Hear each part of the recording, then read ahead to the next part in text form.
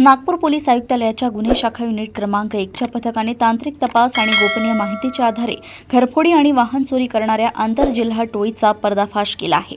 या कारवाईत पोलिसांनी 3 आरोपींना अटक केली असून त्यांच्याकडून सोन्याची लगड, रोख रक्कम, एक 4 चाकी आणि 2 दुचाकींसह एकूण 4,67,000 रुपयांचा मुद्देमाल जप्त केलाय। अजली पोलीस ठाण्याच्या हद्दीतील रामेश्वरी परिसरात राहणाऱ्या रेखा संजय तायडे यांच्या घरातून 3 जून 2026 रोजी अज्ञात चोरांनी दाराची कडी उघडी असल्याचा फायदा घेत कपाटातून 1,51,000 रुपयांचे दागिने आणि रोख रक्कम चोरली होती। या प्रकरणी अजनी पोलिसात गुन्हा दाखल झाल्यानंतर गुन्हे शाखेने समांतर तपास सुरू केला होता।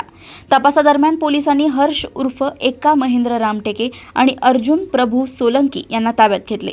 कसून चौकशी केली असता त्यांनी या चोरीची कबुली दिली आणि चोरीचा माल संदीप भास्करराव गुंफलवार याला विकल्याचे सांगितले।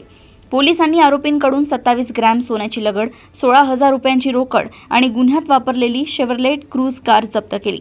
अधिक तपासात या चोरांनी 24 एप्रिल 2026 रोजी MIDC परिसरातून एक पॅशन प्रो मोटरसायकल देखील चोरल्याची कबुली दिली। पोलिसांनी चोरीची दुचाकी आणि गुन्ह्यासाठी वापरलेली KTM बाईक जप्त केली आहे।